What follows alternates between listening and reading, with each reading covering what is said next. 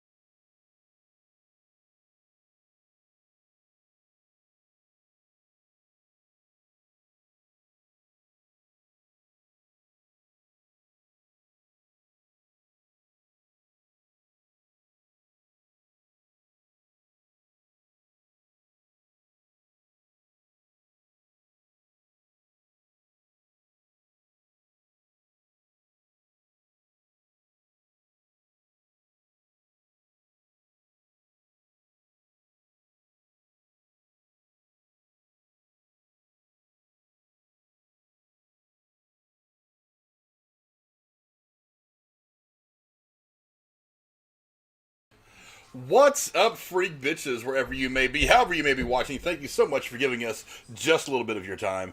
And Loki episode 1 has dropped. It's been several weeks since we've had some new Marvel content. We were getting kind of spoiled having WandaVision for, 9 weeks or so, and then 6 weeks of Falcon and Winter Soldier, and a bit of a break.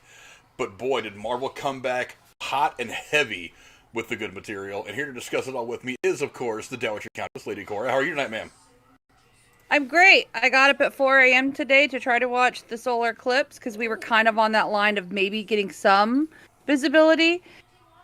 The sun was covered in clouds, then popped out, and there was no visibility. But we had fun watching a sunrise. Yeah, I'm not getting up at 4 in the morning to do shit. Not at all. And the other person here to talk about Loki episode 1 with me is my hetero life mate, Marvel aficionado himself, Jeremy. What's going on, brother? I wouldn't call myself an aficionado, but I did, funny enough, have the nickname of Loki given to me by a past supervisor. I don't know why, but there's that. So it's all very fitting. They're here to talk about this stuff with us today. The good hair. But I don't know. I'm not on the same level as Tom Hiddleston, so I can't match that. Yeah, but we'll get right into it though, because this was a very, very full episode. I mean, yes, it was a lot of introduction just to where we're at in this world for this show, but boy, there's a lot to chew on. I mean, let's start with the beginning. It kind of gives us a little bit of a refresher in the opening scene as to why we find ourselves here. It kind of replays that scene from Avengers Endgame where Loki kind of gets away when they're in the midst of their little time heist, trying to steal the Tesseract. But then it kind of cuts away to this funny little scene where we actually show what happens to Loki. He ends up in the desert somewhere in Mongolia, and he's trying to pull his whole standing up above people, giving them their speech thing, and they have no idea what the hell he's saying. And it was kind of a funny thing where he runs into, for the first time, some of these time cops. I guess is the best thing to call them. I forget exactly what they're called. Aren't they called Minutemen? Minutemen, that was it. Thank you very much. But he runs into these Minutemen who kind of start him down his whole journey. What were your guys' thoughts on just the first few minutes of the episode? Did you get really, really into it? Because this is the best first episode of any of the Disney Plus series stuff that I've seen yet. I mean, including WandaVision and Falcon Winter Soldier. This was the best first episode of all of them. Very engrossing from start to finish. What did you guys think for the first, 10 minutes of the show? Do you want me to go first or you, Jeremy? Go ahead, Cora. I usually let you go first. Okay.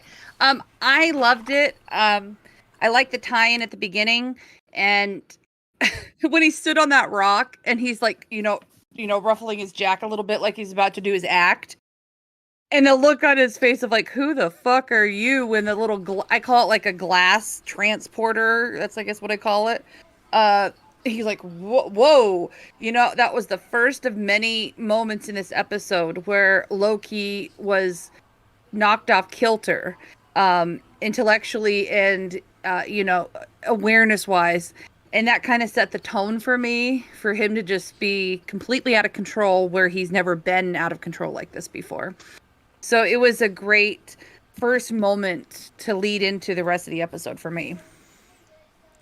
It was a good start. Jeremy, I kind of got from the first few minutes, they started very, very early, letting us know that Loki is not very powerful right now. They started to neuter him almost immediately. Is that kind of the sense that you got? I mean, right from the jump, as soon as we kind of get into the show? Yeah, because the first thing he did was step up on the rock, and he was, going to give his whole song and dance. Anyway, he said, they mentioned this later in the episode, but he's saying, it's a thing of control and power. That feeling that he always tries to portray or that hold he wants over everybody. So for them to just straight up, it reminded me of Sky High when they're in the detention room and none of the powers work in there. It's just yep, no, we got you by the balls, dude, and we're gonna tell you how you fucked up, and then that you basically can't do anything about it. So it's hilarious watching a god, as he keeps calling himself, and even though he got smacked around like a bitch by the Hulk for saying that same thing, the same idea. Yeah, we're definitely getting a very different version of Loki than what we had gotten used to, and I guess that's a good point to really kind of start on. Is you got to remember we're not getting the Loki in this that because when we last see Loki prior to this is when he's getting killed by Thanos in the beginning of Avengers: Infinity War.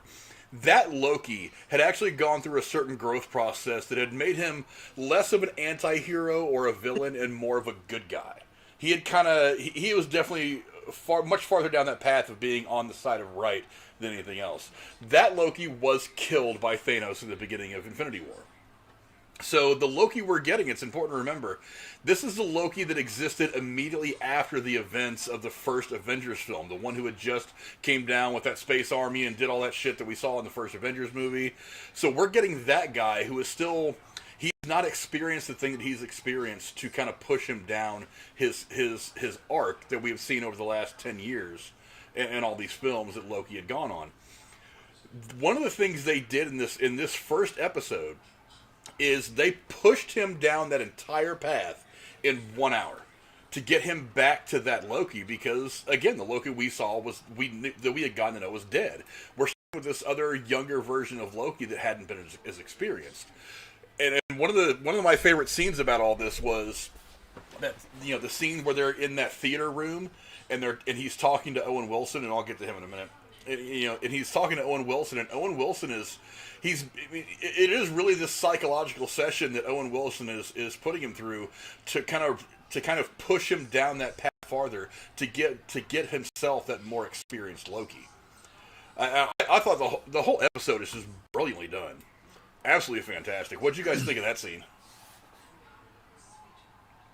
Cora, go ahead. For me, at the 13-minute mark, when they're in that room, that's when Loki starts shifting and taking things seriously, even just a little bit. Before the whole, him breaking free and messing with the guard, the Minute Woman who he, puts the collar on. But he starts to embrace, maybe this isn't a fucking joke.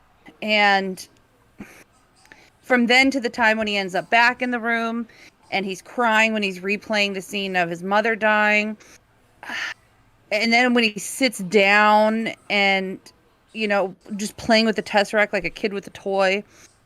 And Mobius comes back in and he says to Mobius, the TVA is not impervious. There's a word he used, unstoppable. But basically he acknowledged that they're formidable. Thank you. Which I thought was a very interesting term that he used for them. Yes, I did too, because it's acknowledging... And he's acknowledging that they are something to respect and they have more power than him, but it's almost like it's a challenge at this point for him to try to break it down or free himself of this.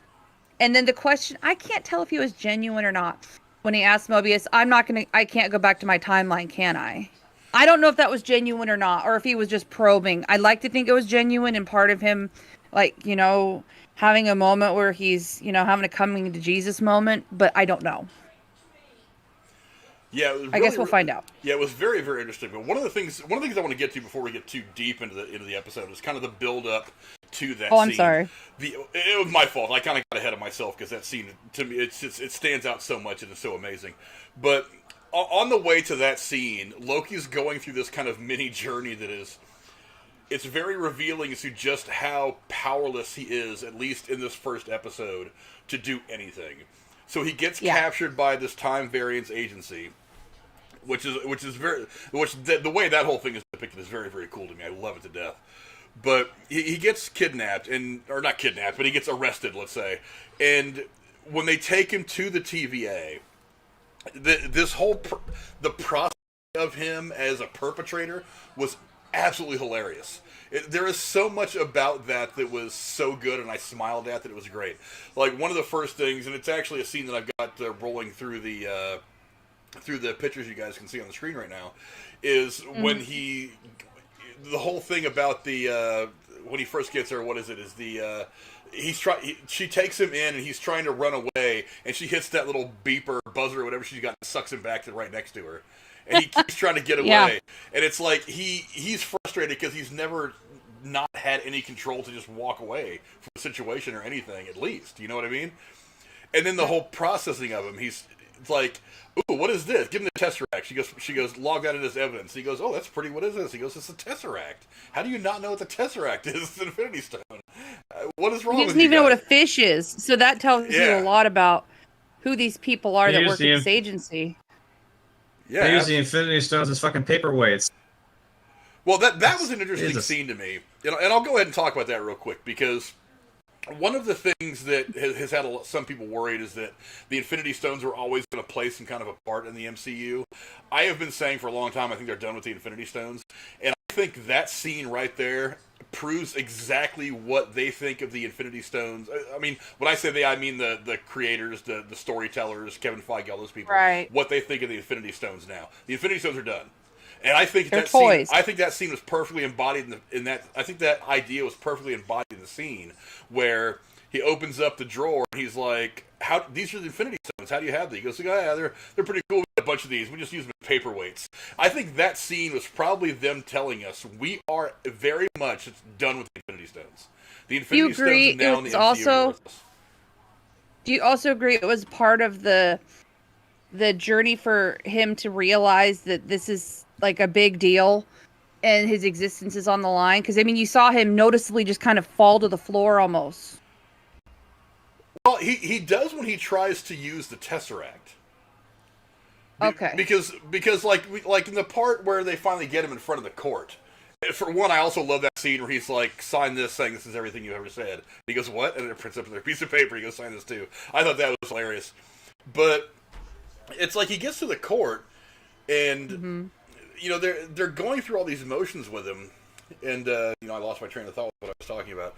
But I mean, that entire like 15, 20 minutes of the first episode was the writers telling us, and in a way Loki, that you are not powerful right now. This is going to be we're going to redefine your character to what we need to be for the rest of this. For the purposes of this series. Well, they're shrinking him down from being a god into being just one of all the many people who exist in the universe. Well, the TVA kind of is, yeah. And so when they tell him magic doesn't work here anymore, magic doesn't work here, period. You remember when we were talking the other day, Frank, and we were talking about maybe why it's kind of DMV-like and everything's very manual? That has to be why, because magic doesn't work there, so they have to do things this way, don't you think? Well, I think the idea of magic not working there is because they don't exist in time; they exist outside of time. So I think that's I think that's kind of in general what they're thinking about why the Infinity Stones So this would be like in Star Trek terms, like a time continuum. I don't know the science of all that. I have no idea. That's way over my head. Okay. But just for the sake of this story, they're talking about the TVA exists outside of time. We're observing time. Time is in front of us. We see this line, and we're just back here observing it. We're not a part of it. Because that's one of the big things that's come up about this whole thing after the first episode. And I've seen a lot of other YouTubers and people talking about it online. Is the TVA in charge of what happens? And they made it very clear that they're not in charge of anything. They're just watchers, essentially, to use that term. That's just kind of what they are. They're there not to ensure that... But they also are all-knowing, because they know what your life is going to be, and they know what, quote, path you're supposed to be on. They're all-knowing, but they don't have an effect on the outcome. That's the interesting thing. Right. Because a lot of people were wondering, well, is the TVA the one that dictates what happens? No. They're watching that on TV like we are watching Loki on TV. They don't have any ability to dictate the outcome of anything. But I did think it was really interesting that first, the 20 minutes or so that they spend kind of breaking down Loki and saying, you are not powerful right now. You have no powers. Nothing works here. The Infinity Stones are paperweights. He tries to use the Tesseract to escape, and it doesn't even work. He tries to do his thing in the courtroom where he's like, yeah, like that, trying to get his armor to come back up. It didn't work, which I thought was another really, really funny part. You know, it's stuff like that. It's all to establish that right now Loki is not in charge. He has no power whatsoever. He's along for the ride. My question with that is the trick with Loki, and I know Jeremy can attest to this as well, is he's always got an ulterior motive. He's always working in the back of his mind. Or two. or 2 or 3 or 5 or 20. He's always working in the back of his mind as to whether, how can I use this situation to my advantage? Yeah, I'm kind of stuck right now, but how can I navigate the entire situation to this point where I can take advantage of it? You know what I mean?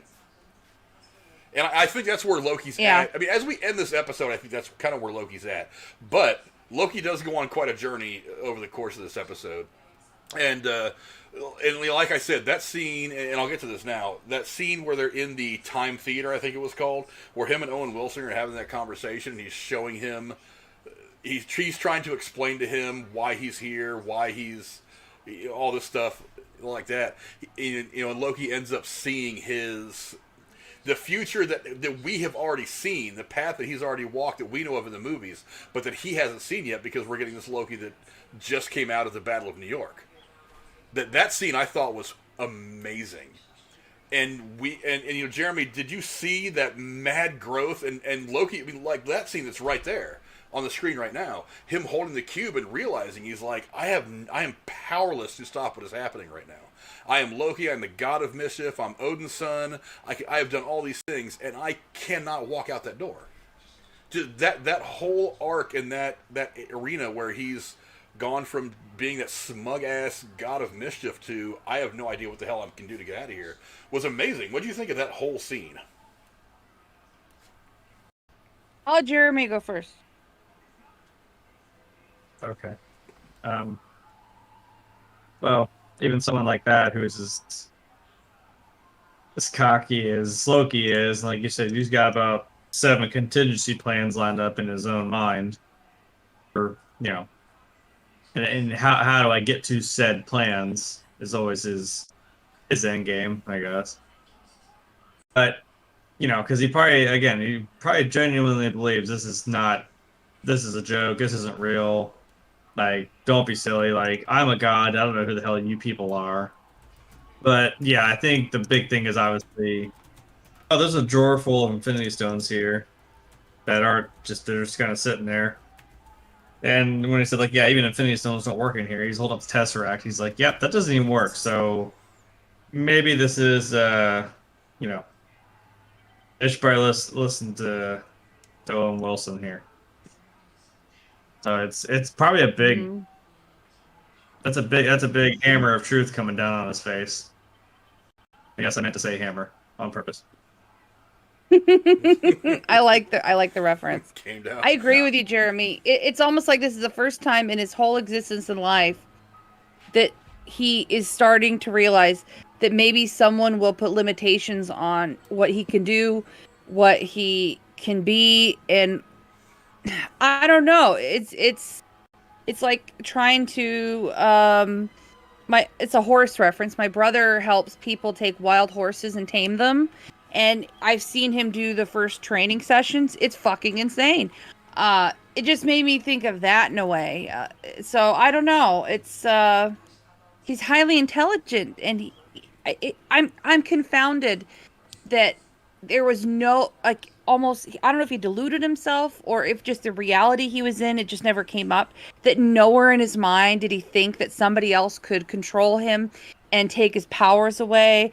Like, at no point did he question that. I mean, a little bit maybe with Thanos, but that was a moment. You know what I'm saying? Well, I feel like, are you talking about the scene where Thanos kills him, like, on the ship? Yeah. I think that Loki, where he's at that point, is smart enough to know that if he's going to make a move on Thanos, he knows what the possible ramifications could be if he misses. Okay. I don't know. I just see. Am I the only one who thinks that it seems really odd that he never thought he could come across something or some group of people that would put him in his place? Did he really think he was that invincible?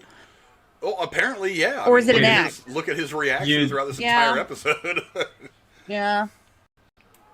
You'd think it smacked around by the fucking Hulk, maybe it would have been slightly a wake up. Yeah, well. I still laugh when I think of that scene. But one of the things that I really liked about that whole time theater thing, it was kind of cut up by Loki's little half-ass escape attempt because, I mean, what was he really going to do with no powers anyway? Sure, he had control of his own little time necklace thing, but yeah, but he's stuck in the building. But he's stuck. Yeah, he can't really get out. But he does end up going back into this time theater and watching. You know, again, this was we got 10 years of growth of Loki in one episode. First thing he sees is he sees his mother Frida getting killed. And again, remember, we're getting the version of Loki from immediately after the role of the events of the first Avengers film. As far as this Loki knows, his mother's still alive, Asgard is still there, half of all Asgardians haven't been wiped out, not once but twice, because not only did they get wiped out when they run into when they run into Thanos in the ship in the beginning of Infinity War. Oh, you're right. He kills all those people, and then half of them died in Snap. So really, the only Asgardians that are left are in New Asgardia that we see in Endgame. That's it. That's all the Asgardians that are left. So the events of watching Asgard get destroyed, getting killed by Thanos, none of this has happened yet. So he sees all this all in one replay, and that moment where he gets to that point where it says end of file. Yeah, that moment where he gets to this point that says end of file. That's a whole lot for even somebody who's as mentally sharp as Loki to take in. And I think that's kind of the moment where he breaks, which is where I think Owen Wilson was trying to get him, because he wants to use him to go after this other more dangerous variant. You know what I mean? What do you think about that, Jeremy? Yeah, I mean, if I just saw the reel of the next 10, well, assuming it's all 10 years, I mean, was it 20? I mean, it actually was 2012 was that, and then this is probably 20. It might have been like 2019 in real time. Like seeing a whole reel of, after that point in your life, and then like I said, I love that visual of like the reel actually ran out and then just spun out of that thing, and then it just says that. It's like, shit. Oh,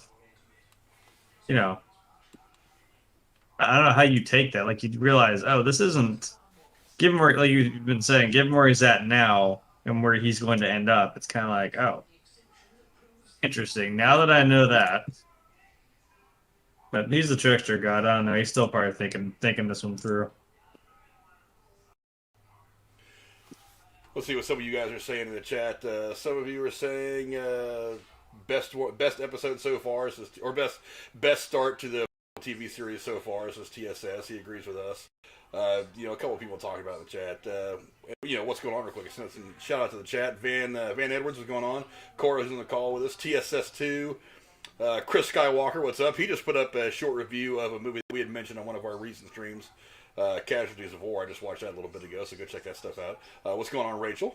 Good to see you again. Really Mysterious, of course, is in here, hanging out. Our good friend, Randy Viper. What's going on, my man? But, yeah, this was a great deal of development for Loki in like the span of 30 minutes that I thought was a dangerous proposition to do, but I thought they handled it very, very well. And it puts him in the position to kind of to push his character forward later on down the line. Now, the other thing at the end of the episode, before we get into some more general discussion, is whoever the bad guy is. Now, again, this is some spoilery discussions, and they did not waste any time in telling us who the bad guy was at the end of the show. Or at the end of the episode, rather. But when Loki says, who is this variant that you want help going after that is so terrible, Owen Wilson looks at him and says, it's you. Now, here's some things that... I'm really glad you brought that up. So many questions. Yeah, there's nothing but questions about this. Now, there's one thing I want to get out of the way right now as to what I don't think it is, and I've already seen this floated around out there. What's going on, Alex Garsby? What's going on, brother? You guys be going live. If you're not live here in the next few minutes, you'll be going live soon. But I've already heard some people say it, and I'm going to flat out say it is not Mephisto. There are already people online saying this could be Mephisto, and they are deadly serious trying to connect the dots to where they're like, this is Mephisto. No, it's not Mephisto. Stop. The writers and directors have all come out and said, Mephisto is not a part of this series. Stop dreaming. Stop trying to draw connections. It ain't gonna happen. No Mephisto. Sorry to break your guys' hearts, but it ain't him. Now, I forgot what I was going to say. I was trying to read the chat and talk at the same time. But the interesting thing that they say is he says it's you. Now, there's one thing I want to point out here, and I'll put this picture up again so you guys know what I'm talking about. This is the vision that we get, the best picture we get of the bad guy. What is the one thing you can't see there? Anybody? Obviously, his face. His face. So there's a theory out there that makes a little bit of sense, and I've heard this get talked about quite a bit in the lead up to this. There is this idea out there that it's going to be Lady Loki. I don't know. I don't know if that's. I have no idea. I don't really know. I have no inside information. I don't know anybody that works for Marvel or anything, so I have no idea. But I am 100% confident. I just lost you guys' cameras again. I'll put those back. I'm 100% confident that this is probably not a version of Loki that A, we have seen, or that B, is going to be easily explained. You know what I mean? Because... Yeah. Did you hear Mrs. Minute, the whole cartoon, talking when he was in line for the thing? By the way, I love the voice. It was just so... It's like... It's Tara Strong. Yes, it was bad news. I appreciate the shit out of I'm that. going to give you some horrible news, but guess what? I'm peppy as fuck. It was just like, oh boy. It gave me... shoot the it TV? gave me some... No, it gave me... I was going to say, the thing that I guess I can say now overall is that... A, that... Appreciate because it definitely pulls some... like Fallout vibes because it's that same like creepy but still like peppy, you know what I mean? Like it reminds me of the fucking the best DLC I had was the Nuka World, and it reminds me of Cappy. And like, it's so upbeat and happy and shit. But I'm like, yeah, but this is kind of morbid and kind of creepy. But like, that's why I love. Did you also Fallout. get the Beetlejuice vibe? From when like Gina Davis and the husband Alec Baldwin went down to talk to the lady, and they're going through all the steps of trying to get to talk to her. I actually got much more of a Fallout. Like the underworld. What Jeremy said, the comparison to Fallout is the one that works better for me, I think. Okay. I feel that same style, and I kind of love the tie-in with the old technology. Like it feels like 1960s-esque, like Cold War kind of like espionage, like Office. It's I love the aesthetic of this thing, and like I said, it's very, very Fallout vibes, and I'm here for that because WandaVision gave me those same vibes too, like with the Tranquility Lane from like Fallout 3. So I'm here for it. Yeah, it's just such a crazy way of doing all that, but yeah, the bad guy, that's the biggest question that I'm left with. It's not. Did you see what TSS wrote in the chat? Saying that I think that person in the end is female Loki. That's what a lot of people are theorizing. But again, I don't know yet. And this is Marvel. Look how long they kept us in the lurch in giving us Agatha. So I don't know how long. Was it? Maybe it was Agatha all along. Is the hoodie significant somehow, or is that just to hide the face? I think it's just to hide the face. I think it's just a costume choice. Okay, but you know, this I still am not 100% sure. Like I said, I've heard a lot about Lady Loki, but again, even if it is another version of Loki, I don't know. I don't know where that other version comes from because they make it really, really clear in that whole cartoon thing that if one person strays off the timeline, the path of time that it's supposed to go. If one person strays off, they jump right on top of it. They deal with it. So I'm wondering what timeline this person's from, or even if they're from the TVA itself. Does he have a twin? Is this a twin thing? I don't think Loki has a twin. I know, but the thing, though. He keeps saying this is the only person that keeps killing our Minutemen, though. So they're not even able to clean up this whole mess. Now we're getting into time shit. Now I'm like, wait a minute. When he says like, oh, this is what's supposed to happen, you escaping wasn't. I'm like, now technically though, is it? Is it not? Because he did do that regardless. So that did in turn have to happen anyway, because here we are dealing with it. And Then, I think he's only now that sets killing off this them. whole, well, now that means this stronger Loki is now out there loose because of the events of that. And again, he's the only one that's killing all these Minutemen trying to clean up that problem. So I guess they're like, well, who else better to deal with it than the guy who jumped out of the timeline anyway? Do you think he's only killing whoever it is, only killing the Minutemen for that little thing they carry around to reset? Yeah, I mean, it seems like that's all they're collecting. That's the other thing I wanted to know. Are those pin particles they used? No, it's some kind of a weird grenade that like just it starts yellow and everything turns purple. Yeah. I don't know if that's significant because like wasn't Agatha's magic purple? Agatha's I don't know purple, if that's a tie-in. But this grenade thing they're using, what that does when they set it, and I think you get like a real quick vision of it, like early in the episode after they arrest Loki when they're in the desert in Mongolia. They put one of these grenades down and they set it off, and you see it start to slowly eat away at everything, but you don't really get to see the full effect of what it does. But when you compare that to what happened to that weird guy in line at the DMV, that gets disintegrated. Oh, the cattle prod stick. Yeah, that guy. That weird guy that gets disintegrated. It was a similar effect. So I'm guessing what that grenade does. But it was yellow. Does. I'm guessing what that grenade does is that it just basically just eats up that entire timeline and kills it and destroys it. And then they take the person back who deviated from the timeline back to the TVA to do whatever, to punish them however they get punished. A really good observation, because that yellow color on the end of the wands, those catapult wands, looks exactly like the yellow in the jars. Yeah, but the question is exactly what is the long-term ramifications of one of those grenades?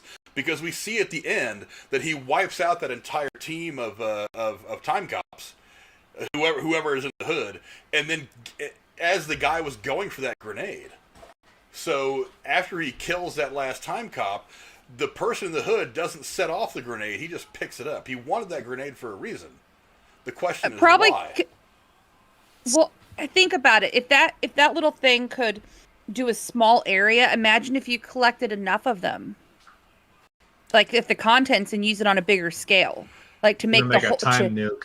But yes. That's true. Exactly. Yeah. That's something.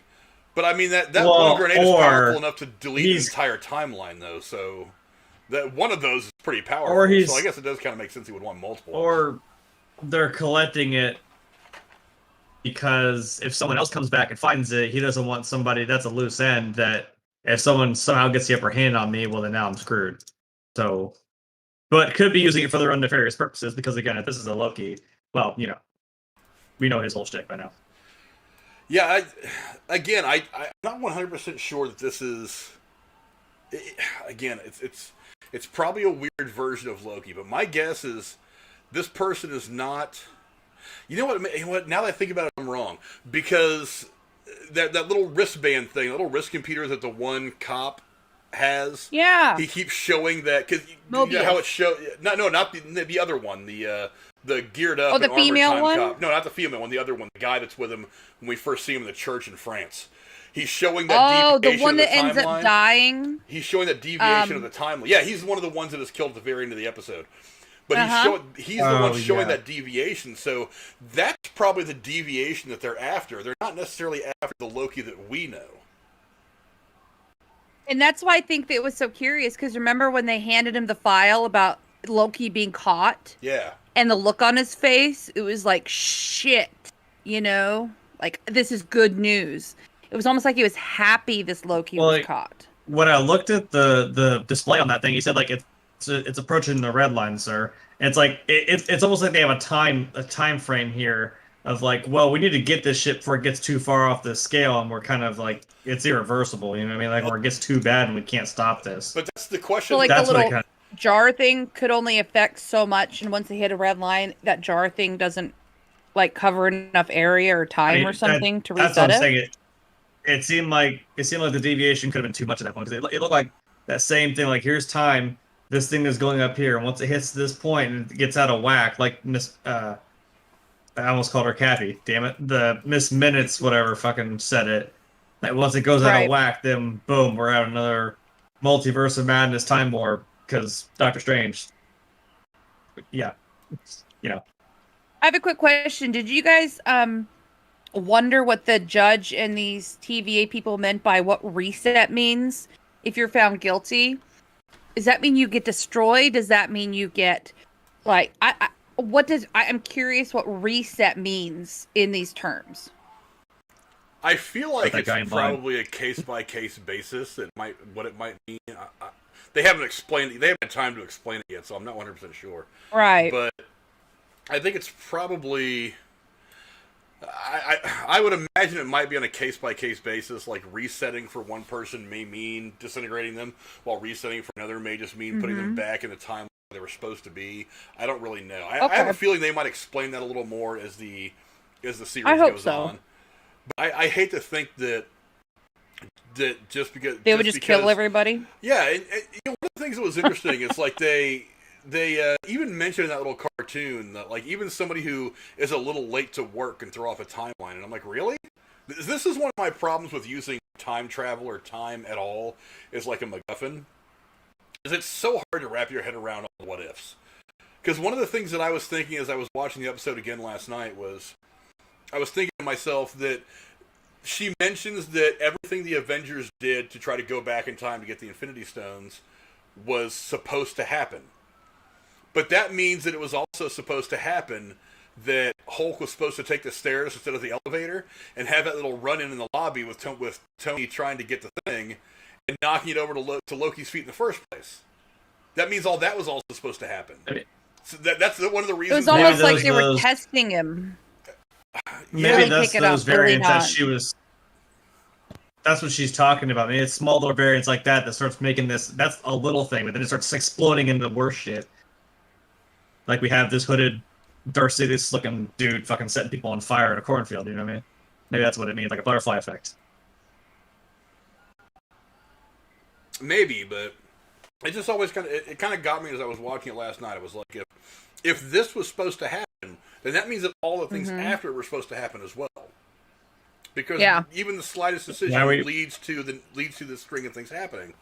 So, I mean, does that mean if they let Hulk get on the elevator that it doesn't happen the way it happens in the lobby and Loki doesn't get a hold of the Tesseract and get away? I don't know. It's like the fucking. It's the way time I think they're works. setting themselves up. What's her name? Go ahead, Cora. I was going to say, I think with that premise of just this blanket statement of, well, that's just how that one was supposed to be with no explanation. It's almost like they're setting themselves up so that they can do anything they want with the series here and just explain it away with, well, that's how it's supposed to be. And we're just supposed to buy it as TV magic. This is their Days of Future Past. Yes. But Days of Future Past made it make sense. Marvel has kind of like rewritten their own I know. rules. Yeah, Marvel's kind of rewritten all their own rules. But yeah, I don't know. It's that kind of occurred to me as I was watching this. But another scene I want to talk about real quick is the whole thing with him being DB Cooper. I thought was fucking hilarious. Thank you. I've been itching to talk about this. I've been obsessed. As soon as he put the shades on, I was like, years, "Wait a minute, Frank. You look like." Right. I was like, "Wait a minute." Did you ever watch the show Mad Men, Frank? God damn it, that's funny. I watched a couple episodes of it, but I wasn't really into it all that much. So basically, hardcore Mad Men fan had this theory at the end of right before the series ended that the main character was DB Cooper because of some signals in the opening, anyways. And so it turned out he wasn't. And so when they did this segment, I was so excited because even if it's all bullshit, it's fascinating to have like some like fictional conclusion of who DB Cooper was, and I love the way they explained it. Love it. It just disappeared. We'll never figure out who the fuck it was. I like it. That's like, hilarious. He put the shades on and then like. I like how that's what that's explained as. And he put that on, and I thought there for a second, like, wait a minute, did she call him Mr. Cooper? No. You're really gonna. That's what we're. Okay. I rewound it to watch it. All right. Like twice the first time through. I appreciate that. That's actually hilarious. I can't help but be curious as to what the bet was that he lost. to have to go down there and rob a plane. Right. I was like, what was the... I was like, wait a minute, you losing the bet was you had to go to Midgard to steal some money from some people on Earth? I was like, what the hell was the bet? Right. It seemed like kind of an easy thing for Loki to do anyway. I figured Loki could just pop in there, grab a bag of money, and pop back out, but that he had to go through this whole theatrical thing about, being D.B. Cooper and jumping out of an airplane. Maybe he bet him that he couldn't use his powers to do something like that, so he had to make this whole facade of this D.B. Cooper character to be able to steal some money from somebody on Earth. Yeah. Without just flat out using his powers. Yeah, so maybe that was the whole thing behind it, because that'd be pretty fucking funny. Yeah, no doubt. But just an excellent first start to this whole series so far. And again, some really crazy growth for Loki's character, all in the span of probably 30 minutes. It's the 10 years of growth that we have seen, and there's him with the glasses on his D.B. Cooper on the screen. It's just so much growth. 10 years of growth in 20 or 30 minutes to get him right where he needs to be, so that Mobius can use him for whatever is going on. We'll talk real quick about the cast. I mean, obviously Tom Hiddleston, Loki, awesome. And look how cut he was, by the way. In that scene where the little TV with the spidery arms burns off his clothes. Can I say that reminded me of a bot version of Bumblebee from Transformers, because he was smiling and making funny sounds, and he was yellow and black. I don't know. I thought it was pretty funny. Again, I was balls deep in Fallout. I was like, it looks like Securitron or the Yes Man, and the happy little stupid face, and he's got these little. That's what it reminded me of. Fucking weird. Yeah, but the cast is phenomenal. Owen Wilson, and we have not seen Owen Wilson in a lot of stuff for a while now. He had kind of taken a bit of a break from acting. He was kind of burned on it a little bit, but I think it's perfect casting for this role. I think it was amazing. The woman who played the judge was in that movie Jupiter Ascending, by the way. She played a really good character. Yeah, the judge was was it Erica Coleman, or was it this other girl? I don't know her name. Ravonna Renslayer is played by Gugu Mbatha-Raw. I'm going to butcher a couple of these names that are coming up. I know it. But Hunter B-15, the black girl cop in all the armor that is dealing with Loki while he's at the thing, is played by Wunmi Mosaku. And I thought she was cool. She's badass, that character. Yeah, I thought she was cool as fuck. She's great. There's something attractive to me about a woman who can beat my ass, and she can definitely beat my ass. But and Erica Coleman plays Florence Schaefer / whatever. The flight attendant. I thought it was really neat that she was the one to get Loki in the first place. She's there at the trial, and she's the one that interacts with Mobius. It's almost like she's kind of been assigned to Loki, to be the one to look out for him, because they know he's kind of a, what did they call him? Variant. No, not variants. No, the term Mobius kept using, describing him. As soon as we realized he was gone, he called him. He goes, the mischievous. Anyways, so it seems like they knew that I don't know, maybe every variant gets a person to kind of just be responsible for him, but she's fantastic. I hope she's in a lot of the episodes. Well, the only people that are listed in all 6 episodes right now are Tom Hiddleston, obviously, Owen Wilson, obviously, the Gugu Mbatha-Raw. I know I butchered her name, and I apologize if she ever watches this, but I'm trying not to. The Hunter B-15 and Erica Coleman, who played the flight attendant. Really? Yeah. She's also... I wondered if there was that thing he said to her, I'll see you soon, and he winked at her. Yeah. So I thought that was just a passing thing, but you saying that now makes me wonder what it means. Yeah, I'm not exactly sure. Remember I said a love interest. Maybe. Or the way that they sometimes put these together, maybe she's Lady Loki. That weird bit of foreshadowing. Oh. That weird bit of foreshadowing that historically happens in some TV shows where they will show you the bad guy in the first 20 seconds of the episode, and then you won't know it until the very end. And you're like, oh, I remember that person from the very beginning of the episode. How did I not figure out it was them? Well, she was smiling at him as he took the money and went through the curtain like she wasn't even upset about what he did.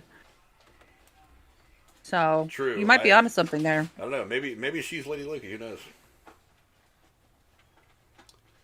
What else does it have her as? She is Florence Schaffner / the flight attendant, but she's playing Florence Schaffner, which I don't know. What role is that? I'm gonna have to find that real quick. I want to look to make sure. Real quick, Jeremy, do you think that the rest of the episodes are going to be pretty big on action, or do you think a lot of it's going to be more of this at their headquarters? I don't know. I think they did a lot of background at the headquarters. I think it's going to be mostly action for the rest of it. Say the headquarters is a good place to set up all the, things we need to set up for this series / this little world that got going on. Because even as he says, like, why have I never heard of you? He's like, well, because you didn't need to yet. I'm like, oh, okay. So now it's going out there and we're this is where you pick up the quest. Now we're going out there and actually doing the mission. So do you think they'll see the 3 like overlord alien things in the series? I don't think they will.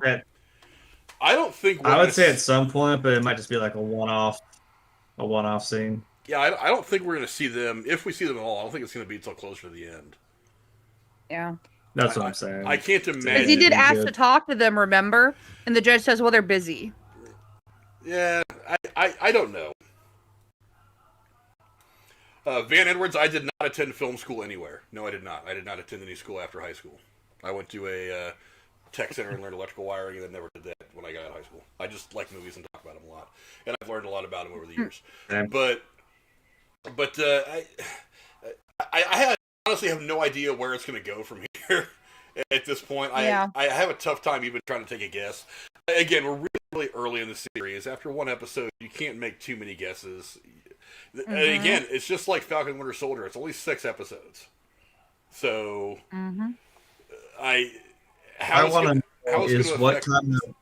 What's that? I saw the picture go by again. When he looks out, I don't know if it's supposed to be like this little... The TVA, like, city thing, the city orb, whatever you want to call it. Because he's like, I thought no magic existed here. He said it doesn't.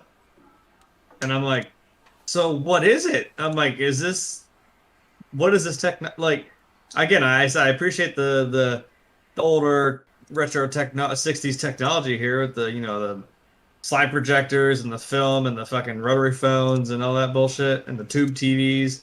Like, but this looks like some vibranium type bullshit you got going on here. You got this teleporting stuff, and I'm like, what is this? What is the technology they have? See, it reminded me of what Walt Disney might have imagined Tomorrowland to be on a big scale. Makes sense, given the truth. It does. Oh no, it seemed like a nod to that, but I could be wrong. I'm trying so hard not to call these people Time Lords, but like, I don't know what to call them. Like, what these people have, I don't know.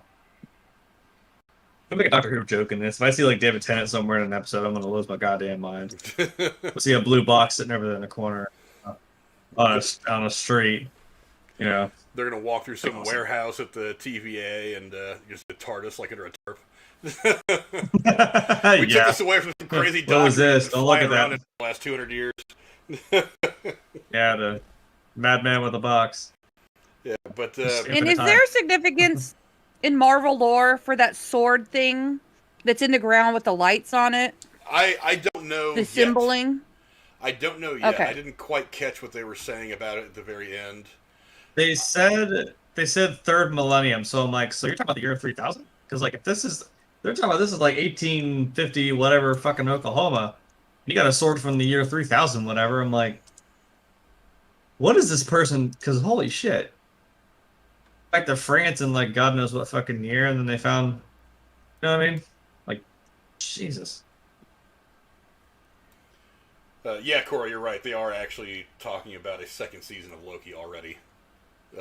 When that would come, I have no idea. I don't know. I really want to see this one finish up first before I start thinking too far ahead. But I do too. But yeah, so there's just so much good about this episode. I mean, I don't even know where to start. But again, it asks a ton of questions.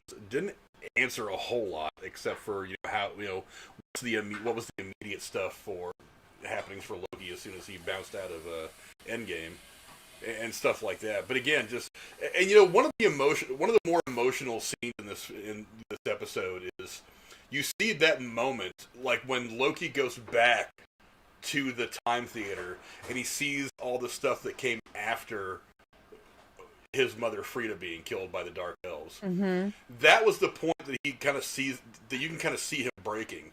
And you also, because like there was this one, I couldn't get a good screen grab of it as I was watching it because it wasn't a moment that was caught in one frame. It was just this change of expression on his face when he sees Thanos killing him, and then it cuts back and you hear it, and then it cuts back to him on the ground, Thor hanging over his body, and then that's where everything goes the way it goes in the movie. Mm-hmm. That was the moment to him where I think he kind of gave up, because when Owen Wilson comes back into the room, he's just sitting there looking at the Tesseract. He goes, he says, I have nothing. I don't know what to do. I'm completely broken now. That's when he said the formidable thing, right? Yeah, that's what he says. They're formidable. And even Owen Wilson had an interesting line. He goes, that's always been my experience. I was like, well, what's your experience? Because we don't really know shit about his character either. See, that gave a clue away to me. That was a clue for me, because remember what he said? I can't offer you redemption or something, but I can offer you something better. So I think what he's going to offer him is a job within the TVA similar to his own, to make him an agent if he helps them and he can be reformed enough to not be a fuckface. That's my opinion. And maybe because he did say, yeah, you can't go back to your timeline. You know what I mean? I don't know. But again, he's going to have to... You'd feel like he'd have control over... And there's that picture, by the way. He'd have control over the entire... He'd have control over the entire length of time. I mean, but Jeremy, what do you think he could offer him that's better than sending him back or redeeming him? What would there be that's better? Well, because he already knows what's going to happen to him. Like, he already saw it, and he kind of was just like, okay, well, that was my life, and now I kind of understand. Yeah. I mean, didn't he even say, like, well, what didn't Owen Wilson say to him? Like, well, you just want to be somebody who rules, and what do you do when you rule over everything? I mean, would that not be what that is? Like, maybe that's still giving him what he wants? Like, control over all of everything in it? I mean, he's like, his kid's like, well, what do you stop? What do you do next? Like, you take over Earth. Okay, so now what do? You take over space. Like, now what do you do? And he's like, well, where do you draw the line here? He's trying to teach him a lesson, I guess. Stop chasing and maybe just focus on what you have. But yeah, because he saw it, and he's like, you're going to see what you have. But that leads to a very important question, though. Is can this leopard change his spots? Because Loki is from head to toe. He saw that he could. Well, I mean, yeah, but he's always been Loki. It's like he always has this propensity to kind of sideswipe people, even on a smaller scale. He won't be able to do that if he actually becomes one of the things that Owen Wilson's character is in this movie, some kind of a detective for the TVA.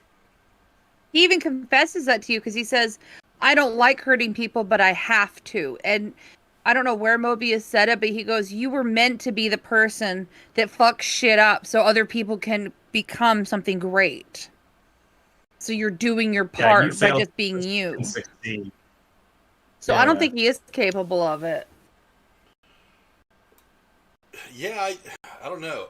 It's to me the three biggest questions right now, as we've sat here and talked about this first episode, are, for one, who is the hooded Loki that we saw at the end? What is Loki going to? What is his character going to be when we're done with this thing? And where does the I lost my train of thought. And okay. I had it in my head and I lost what the hell it was. And the background of Mobius. Where does he come from?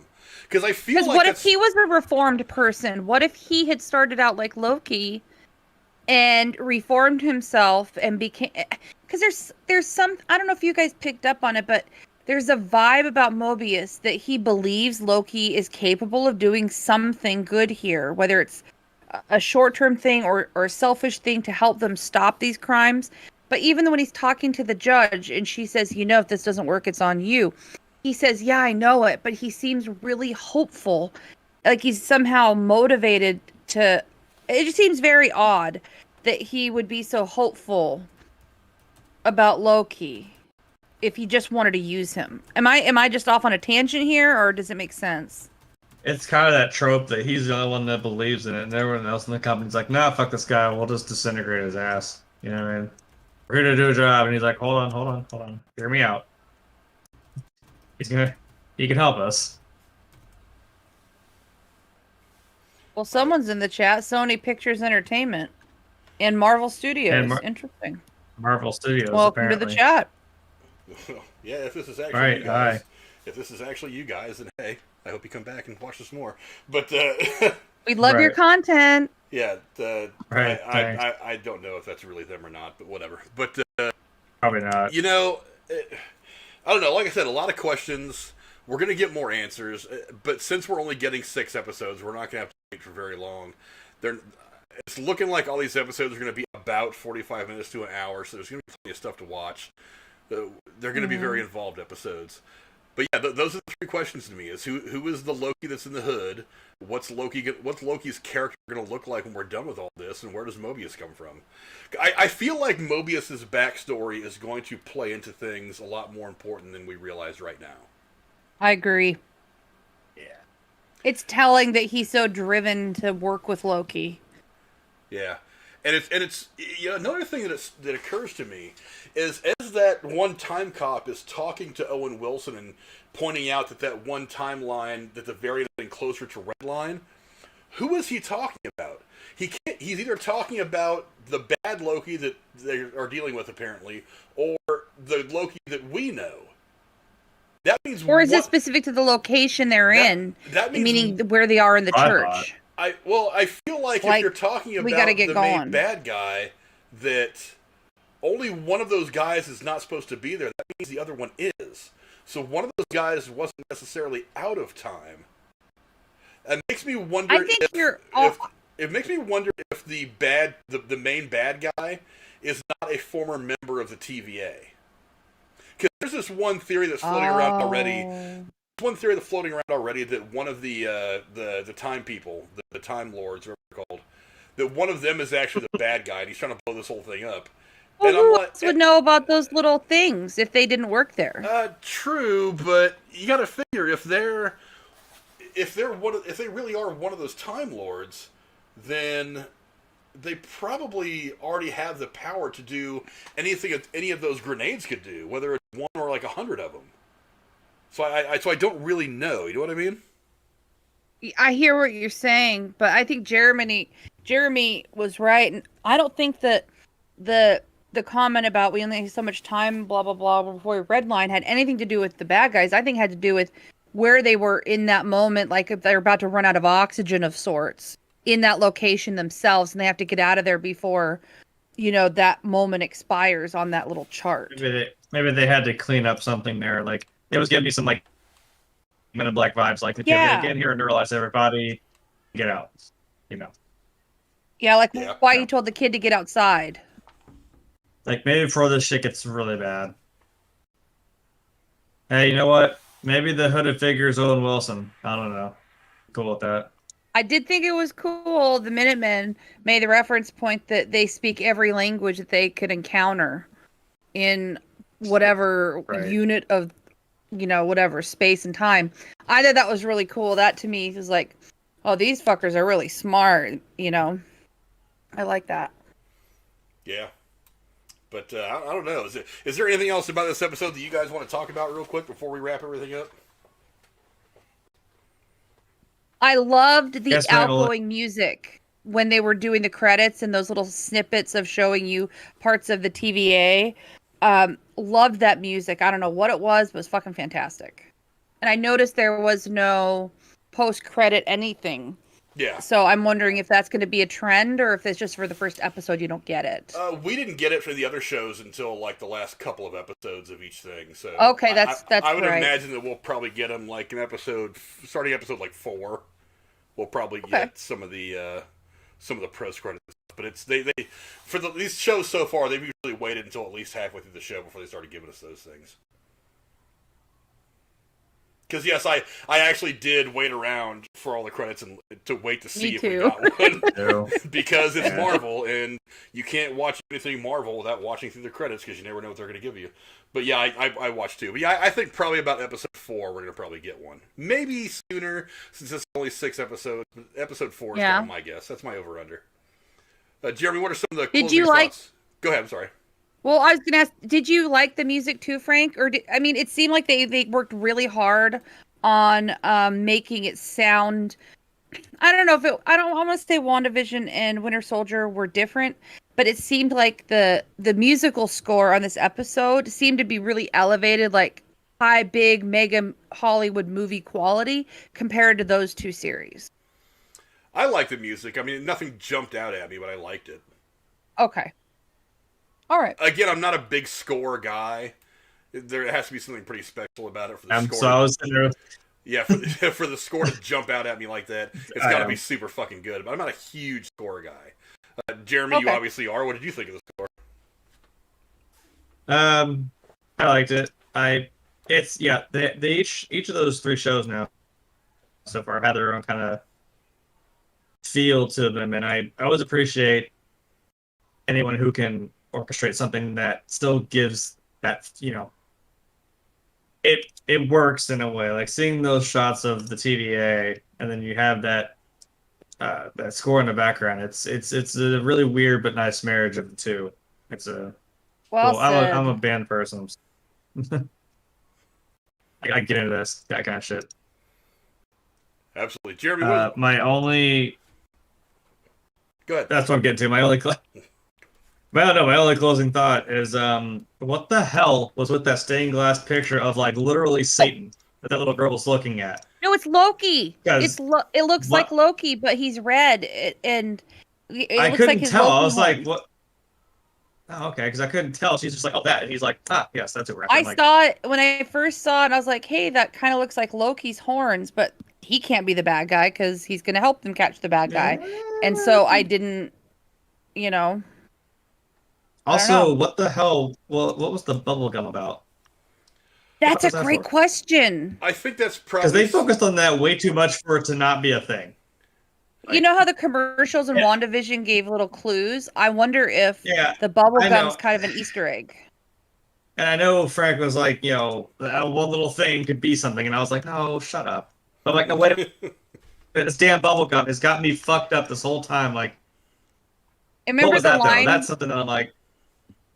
Remember the line Mobius used? The devil brings gifts. I want a clue too. Since maybe it is Loki, maybe he's like just kind of. This is like he's taunting them because as a god of mischief, wouldn't he not have the cockiness to be like, I'm just dropping change shit his stained glass window? I don't know. Yeah. The thing that got me about that scene is, why are you in a church that has a stained glass window of the devil? It's like, I've been in a few churches and I've never seen them have like a painting of the devil on the wall anywhere. It's like, I don't get it. This is what's gonna happen to you if you don't straighten up. Yeah, if you don't straighten up, then Mephisto's gonna kick your ass. God damn it! I didn't understand. He's gonna come down the skies of the tree. You won't even see it coming. As far as the gun, is it telling that the kid was saved and the kid wasn't killed, and that the guy's only going after the Minute people? Because he gave the kid a candy and let him live after he saw him. Or was it all a ploy to get the TVA to get a clue of who he was? That's a question for me, too. I'm not 100% sure. I don't know. We'll find out next week on Dragon Ball Z. Yeah.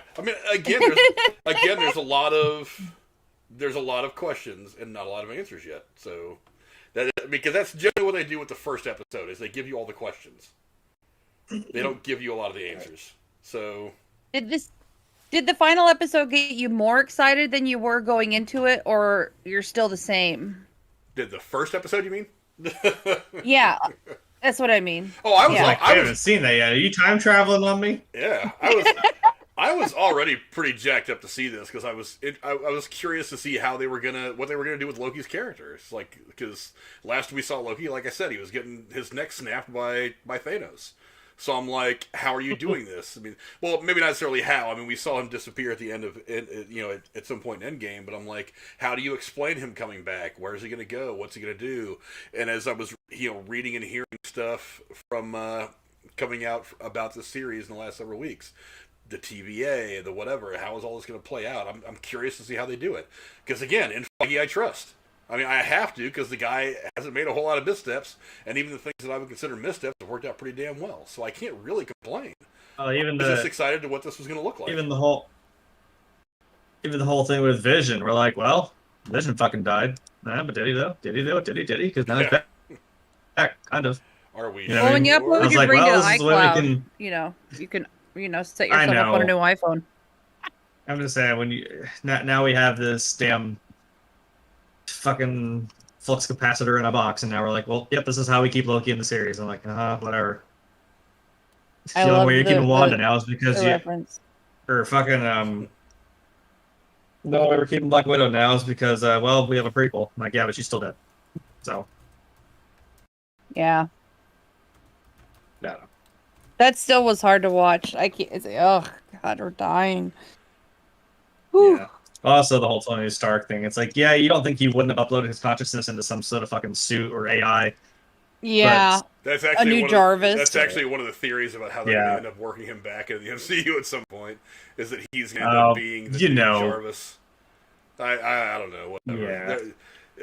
They've already got... I'm fine with that, but... They've already got Chris Evans on the way back. It's just a matter of time before they get everybody back in. Just whatever. Whatever. Either let him die. I'm all for letting him die and move forward, because for crying out loud, now we have all the X-Men stuff and Fantastic Four that is eventually going to be making its way to the MCU. So, I mean, do we really need to bring back Chris Evans and Robert Downey Jr.? I'm sure they probably want to come back because it's a hell of a payday, but like, do we really, story-wise, you really can't move on from them? It doesn't make sense to me, but whatever. I'm not gonna be mad. Seems like they should bring in new characters, new blood. I'm not gonna be mad to see them on screen. It would kind of no, but it would undermine the whole thing in Spider-Man. With the whole point is that Tony's gone, and now Spider-Man just feels kind of lost. You know what I mean?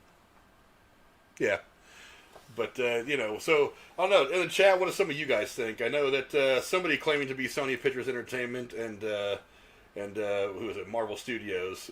Marvel. Yeah, whatever. Sure, whatever. What's going on, Chris? They took a jab at each other, and that was it. Yeah, I'd imagine they weren't real people. But what's going on, G Money? We can be hopeful. See you in the chat, G. What's going on? I'll be seeing you Saturday, I hope. But yeah, I mean, so go down in the comments below if you guys are watching this on replay, and let us know what you guys think. We'll probably go ahead and wrap it up here. We usually go a little bit longer with these things, but again, just a whole lot of questions, not a lot of stuff.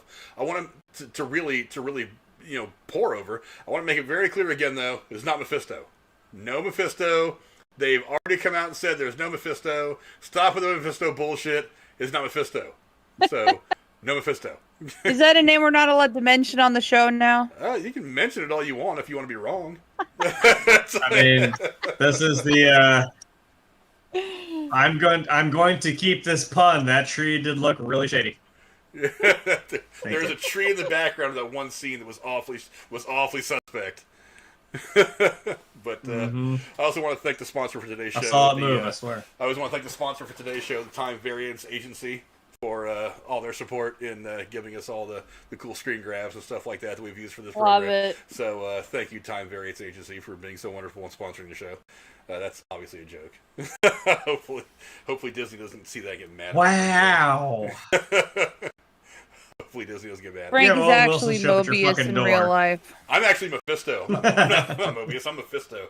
But damn it. Thanks to everybody in chat for coming and hanging out with us for a little while. We'll be back here next Thursday doing it all again, talking about episode 2. Episode 2, I've heard from some of the people that have already seen episode 2, some of the people who are way more connected than I am to get advanced screenings of some of this stuff, that episode 2 is every bit as good. And episode 2 actually already starts to answer a couple of questions. So we're going to see what happens with episode 2, and that's probably going to be something that's going to be quite a bit to talk about as well. So come back here next Thursday for the episode 2 spoiler discussion. And on behalf of my co-hosts, thank you very much for being so absolutely wonderful, Jeremy and Cora. And we will see you guys later on. Adios. Bye.